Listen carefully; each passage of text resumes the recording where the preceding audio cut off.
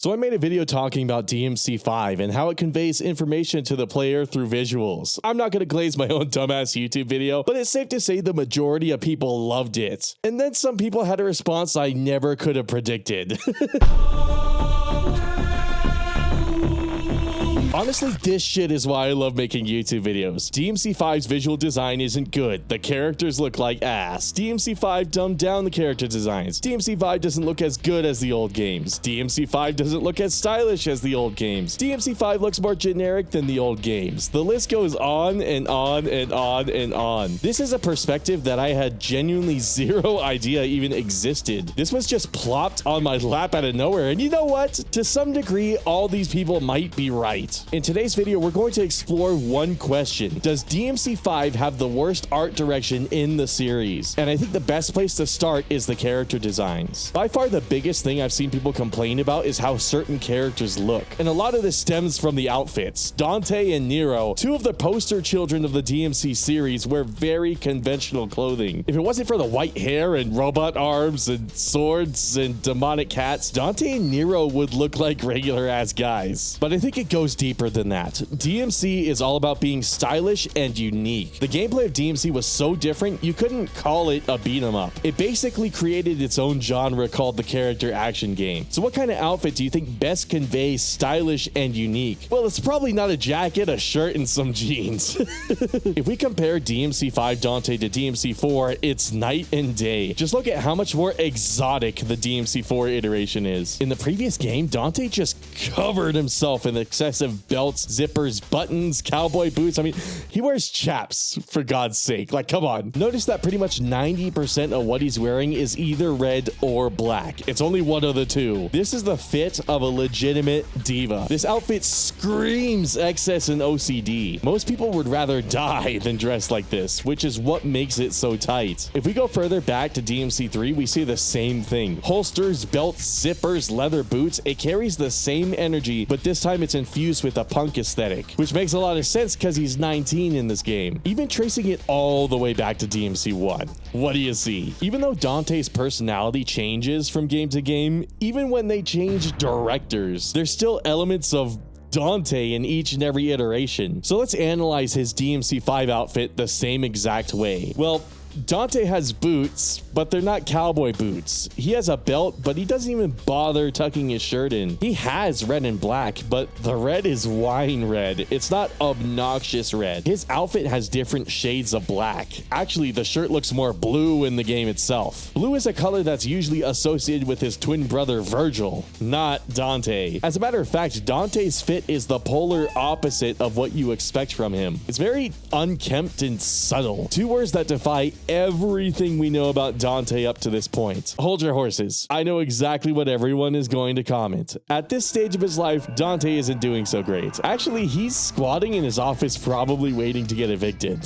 This is an older, jaded Dante who just doesn't have the energy that he used to. And that's what they're going for with this character design. Sometimes having less says more. It's not a bad design. On someone else, this would look just fine. It just feels weird for Dante. That's where I have a confession. I love DMC5 Dante, but when I lay out all of these other designs in front of me, I can start to see why people feel betrayed. This isn't Dante's outfit, this is Dante's outfit. DMC5 Dante can try to be as wacky as he wants, but he just isn't the Dante we watched act out a play with his enemy. This isn't the dork who immediately made people laugh at him every time he tried to look cool. When I think of the Dante that we've known for decades, he really does seem like the kind of asshole who non-ironically wears fucking chaps. Ugh. The same can pretty much be said for Nero. His DMC5 fit was so good, Platinum Games tried to steal it. But now, just like Dante, he's just filthy. This design was so unlike Nero that when DMC5 was first revealed to the public, people literally thought the DMC reboot was getting a sequel. Once again, I love DMC5 Nero's design, and I see what they were going for. But to be 1000% honest, when I saw him, I also thought this haircut was stupid. Cheer up, crew cut. The few characters in DMC5 that have traditional DMC outfits are Lady and ironically V. Now, Lady actually has my most favorite outfit in this game. Take a wild guess which one. Jokes aside, just look at how much random shit she has on. Bitch, what are those? It's almost like she sucked in Dante's personality right out of him and left the husk we see today. And I adore this design. This is Devil May Cry. I actually like this one way more than the old Lady designs. Now, Trish, I got no comment. I'm the biggest DMC5 glazer on the planet, apparently. But I have never liked Trish, and DMC5 certainly didn't change my mind. Which leaves us to V and Virgil. No, I didn't forget Nico. She's really fucking hot, and I don't want a single thing changed about her. V dresses like a mall goth, which you got me there. That aesthetic also happens to dabble in the belts and the zippers. But I think what truly stands out is Virgil. This is a long,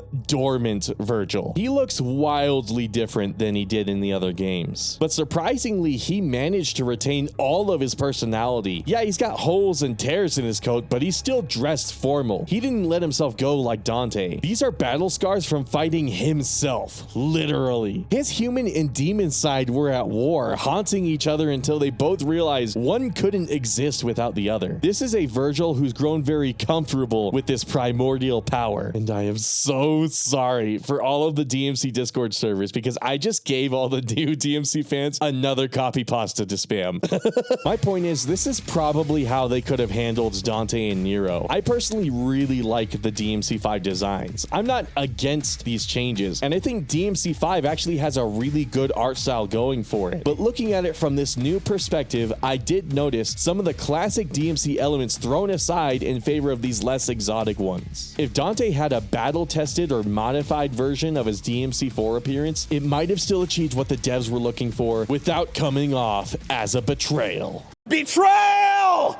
What? Now we can finally stop roasting all the DMC characters. I spent a lot of time talking about outfits because, truth be told, that's what most people seem to take issue with. They wanted their stylish anime outfits back, and hopefully after my spiel, you can see that it's more than just blind nostalgia. Stylistically, DMC5 was a huge departure from the rest of the series, and there's a word being thrown around to describe this change. Grounded. This is apparently the word of the day for DMC5 glazers like me. I guess I missed this week's meeting. My bad. Sarcasm aside, a lot of people seemed really confused why a decades running anime style that works just fine would get thrown out for a realistic one. Some people blamed Itsuno, some people blamed Resident Evil, some people blamed Capcom executives. Guys, you're overcomplicating this. The answer is right in front of you literally every time you boot up the game. The RE engine was developed by Capcom solely for Resident Evil 7. A lot of people don't know this. God's gift to game technology was going to be thrown out after one game like it was nothing. Resident Evil was their most lucrative series at the time, so they needed a game that would shine. MT Framework sure as hell wasn't getting them there. So the devs created a game engine that could fake realistic lighting in small linear areas. That's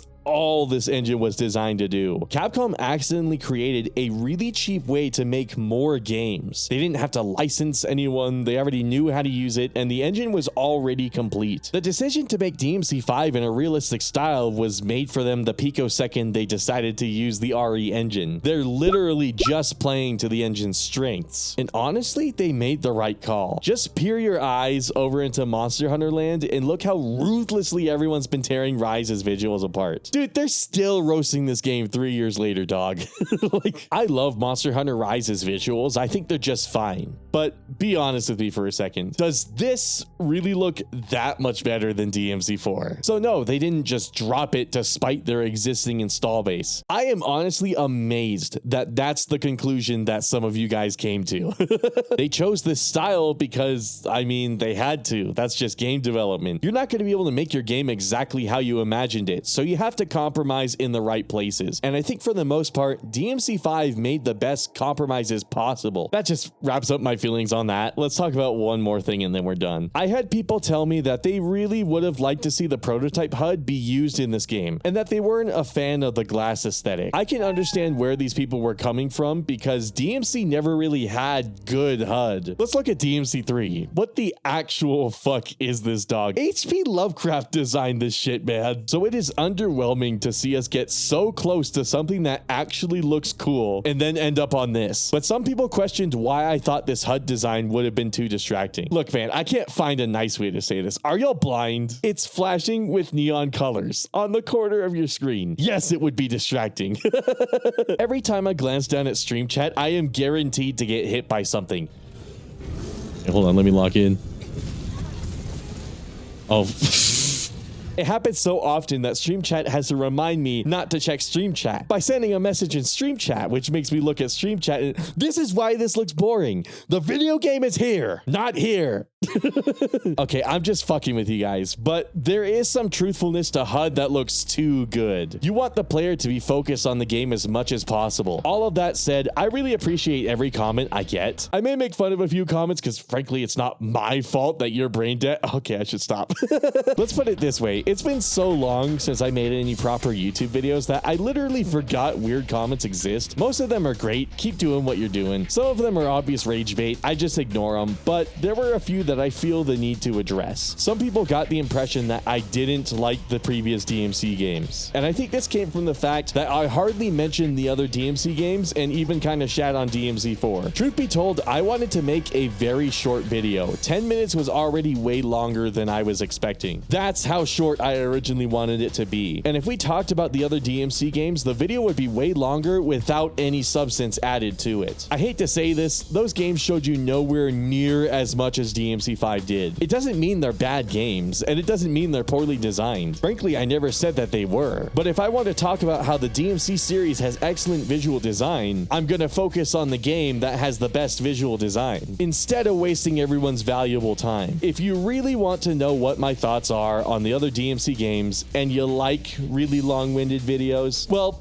aren't you lucky? Because I've been live streaming every DMC game, and we're going to start playing Bayonetta soon. Every live stream VOD is saved here on this YouTube channel, so that you can enjoy it whenever you want. And if I'm live right now, you can watch it in 4K here on YouTube, or with lower latency on Twitch. Here's another reply I got of the same nature. For some reason, a few people thought I was selling the rest of Capcom short. They made the assumption that I thought Itsuno was the only talented developer they ever had at that company. Hey, you see those videos of mine that are being suggested on the sidebar? Have you noticed that I talk about more than DMC? I'm honestly tempted to give a non-answer because frankly, I don't know how anyone came to this conclusion. This entire channel is about how much I love Capcom. Why in the world would I make an entire YouTube channel dedicated to Capcom if I didn't like Capcom?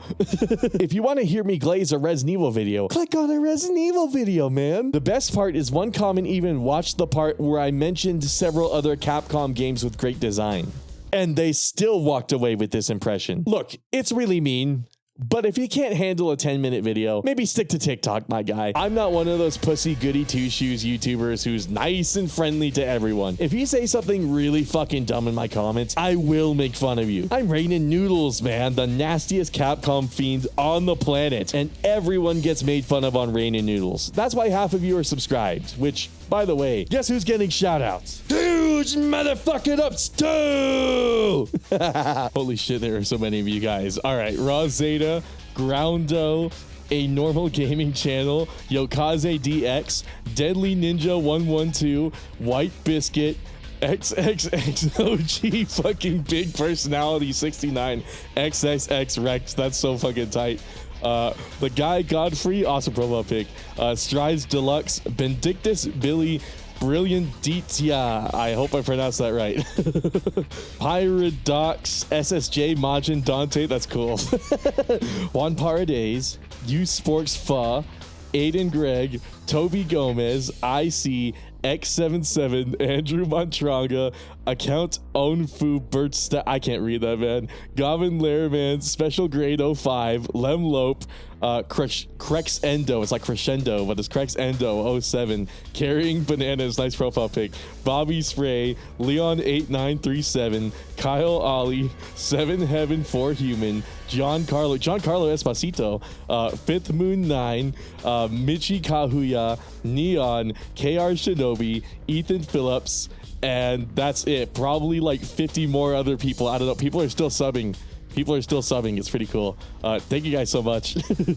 Are you jealous of all those people on the screen? Well, those people joined my cult and became official Rain and Noodles followies. What's a followie? It's like a groupie following a rock star, but without all the stuff that'll get me in serious trouble with YouTube. I'm trying to get monetized.